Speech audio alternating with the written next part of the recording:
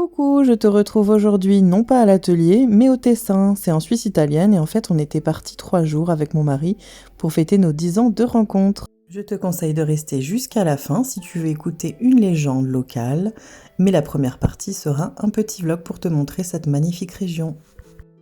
Nous sommes donc partis le 4 juin et pour 3 jours, nous sommes passés par le col du Simplon en Valais qui a 2006 mètres d'altitude.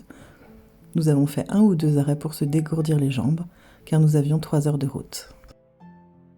Il y a vraiment un gros contraste entre cette route de montagne puis l'arrivée vers le lac Majeur. Toute la côte est bordée de palmiers, de maisons en couleurs. Nous avons vraiment l'impression d'être au bord de la mer. Le lac Majeur est le 2e lac le plus grand d'Italie et le 4e plus grand de Suisse. Le premier étant le lac Léman. Nous sommes bien arrivés dans notre hôtel, le temps de déposer nos affaires, de faire le tour du propriétaire et ensuite de descendre dans le centre-ville d'Ascona. Même pas le temps de mettre un pied dans la piscine, direction la navette proposée par l'hôtel, en direction du centre-ville d'Ascona pour ensuite prendre le bus et aller à Locarno juste à côté. Comme Ascona, Locarno est une ville très touristique du Tessin et nous comprenons pourquoi. Cette ville pleine de charme est vraiment à visiter. Au bord du lac pour se promener, pour faire du shopping, pour boire un café, nous avons adoré. Après avoir bien marché, direction le restaurant de notre hôtel, vraiment délicieux et toujours cette vue à couper le souffle. D'ici, nous pouvons bien observer les îles Borromée, cette petite archipel de plusieurs îles. D'ailleurs, dessus, on peut retrouver un palais et plusieurs jardins que l'on peut visiter. Nous n'avons pas eu le temps malheureusement, mais tout le monde me l'a conseillé. Pour le 2e jour, nous sommes allés visiter Ascona, ces petites ruelles.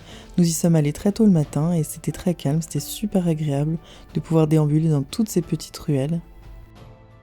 À la base, Ascona était vraiment un tout petit village de pêcheurs. Maintenant, 5000 âmes y vivent. Il y a même des célébrités locales qui vivent sur les hauteurs d'Ascona. Ce qui m'a marqué au Tessin, c'est vraiment l'odeur des choisias, l'oranger du Mexique. Il y en a partout, il y a vraiment des fleurs partout et cette odeur sucrée rappelle vraiment les vacances, plus le bruit de l'eau, vraiment dépaysant. Après avoir bien déambulé dans toutes les petites ruelles ou presque d'Ascona, nous décidons de retourner à Locarno comme hier car nous avions repéré un beau château en ruine. C'est vrai, dès qu'il y a de la vieille pierre, des châteaux, c'est pour nous. Nous qui sommes des grands fans des fêtes médiévales, du Moyen-Âge en général et d'histoire. Nous sommes juste obligés d'aller y retourner. Ces fameuses ruines sont celles du château Visconti, construit à la fin du XIIe siècle. Il est en partie visitable. Ce château est vraiment la représentation typique des constructions de l'époque du nord de l'Italie.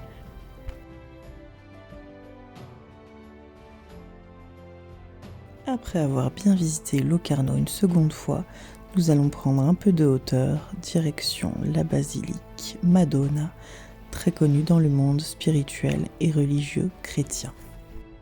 Son nom exact est Madonna del Sasso à Orselina, qui surplombe donc la ville de Locarno. Ce sanctuaire aurait été créé en 1487 par le moine franciscain Bartolomeo Piatti d'Ivrea, après une apparition de la Vierge Marie. C'est un haut lieu de pèlerinage et à l'époque les pèlerins montaient depuis le bas de la ville avec des centaines et des centaines de marches. Personnellement, nous avons fait juste une toute petite partie et c'était déjà très bien. Nous avons visité son musée, son monastère, il y a également un couvent avec les frères capucins. Il est temps maintenant de partir pour Bellinzone, la capitale du Tessin. Nous voici arrivés au château Montebello. C'est un des 3 châteaux de Bellinzone. Celui-ci a été créé au XIIIe siècle. Il est construit sur une arête rocheuse qui surplombe également Castelgrande juste en contrebas et ainsi admirer toute la ville. À chaque fois que je visite un château, une vieille bâtisse, c'est vrai que je pense toujours aux personnes qui ont vécu ici autrefois et j'imagine les contes et légendes qui auraient pu s'y dérouler. Au Moyen-Âge, c'est vrai que Bellinzone avait vraiment une importance stratégique au niveau de sa position. Les Romains l'avaient bien compris d'ailleurs, car ils avaient construit un castrum au 1er siècle. Un castrum à l'époque était un lieu fortifié, un lieu de vie ou de passage, surtout militaire. Après avoir admiré ces magnifiques constructions, direction un petit restaurant typique de Bellinzone. Mais nous avons dû déguerpir hyper vite, car l'orage et la pluie sont arrivés. Nous sommes donc rentrés à l'hôtel, au chaud et au sec, et avons préparé notre petit voyage du retour. Demain, nous passerons par l'Italie et par une ville qui s'appelle Stresa, qui regorge de légendes et de contes. Il y a fort longtemps existait un vieux moulin à Stresa. Togne était un habitant de Stresa. Il était parti faire le tour du monde et malheureusement avait perdu toute sa fortune. Il dut donc se résoudre à retourner dans sa famille à Stresa. Malheureusement, à son arrivée au village, Togne apprit que son père était décédé et qu'il lui avait légué une parcelle de terrain en haut du village. Togne était très triste et pour se changer les idées, il décida de construire un moulin sur le terrain légué par son père. Mais un malheur peut cacher une belle surprise. Pendant la construction du moulin, Togne rencontra une belle paysanne habitante de ce petit village perdu. Ils tombèrent fous amoureux et quelque temps après, se marièrent et eurent un charmant petit garçon.